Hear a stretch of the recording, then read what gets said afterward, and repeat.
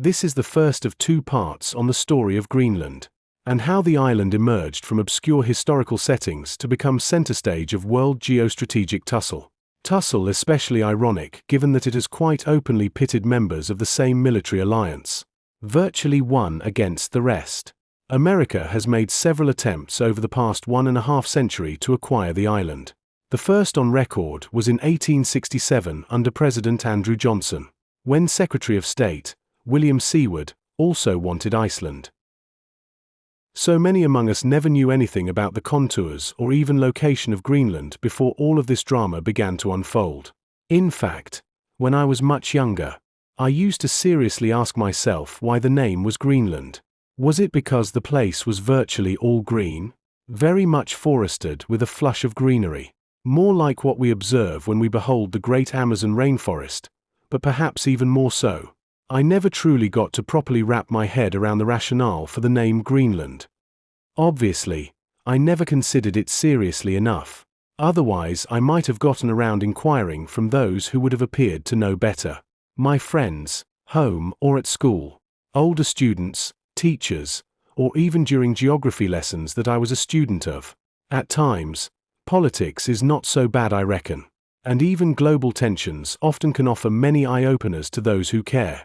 Especially for those of us who, one way or the other, perhaps somewhat forced even, now follow world politics much more closely than we ever imagined possible. I was always of the school that politics is the dirty game, not befitting of any time wasted paying any attention to it. Now, I know better, although I'm still not a politician, at least not in the classical sense of the word, as there is already a certain school of thought that believes everyone is a politician by the very nature of being human. Maybe even that can be extended, from another perspective, to say that virtually everyone is a political animal by the very nature of even showing interest in how the relationships between other people and nations pan out. One thing for sure is that interest has helped me learn quite a few things about one or two topics and peoples that otherwise I may never have come around to learning. Following from that, I would just like to share the brief but concise history of Greenland that I have got to learn from around this well-publicized and quite convoluted geopolitical drama. If you enjoy thinking critically about history, not just memorizing dates, subscribe and join the conversation. Greenland is a huge patch of icy landform, the world's largest island, located at the northeasternmost Arctic part of North America. The first settlers on the island are said to have been the Paleo-Inuit people who largely came from some parts of nearby Canada, and inhabited the northern and western coasts, around 2500 BC.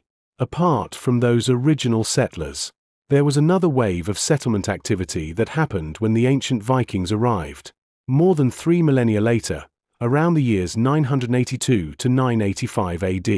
These Vikings originally came from the European region known as Scandinavia, at the top of the globe, an area which includes modern-day Denmark, Norway, and Sweden. Among those first Vikings who settled on Greenland, around 982 AD, was one called Eric the Red, who reportedly gave the island the name.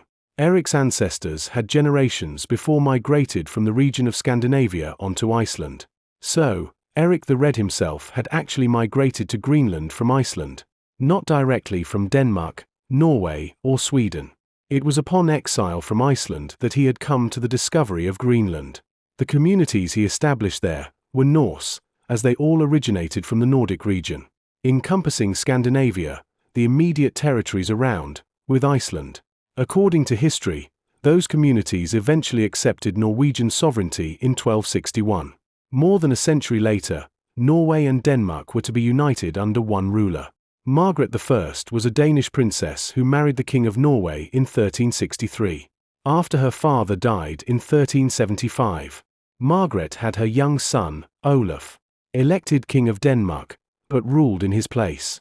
When again her husband died in 1380, her son also inherited Norway, with her still ruling temporarily in his stead. In that way, both kingdoms had effectively united under one ruler, the king. Soon after, Olaf came of age, and began direct rule as king. But he died suddenly in 1387. Upon this, Margaret consolidated power and was elected regent of both kingdoms, as sole ruler. Recall, In 1261, Greenland had accepted Norwegian sovereignty.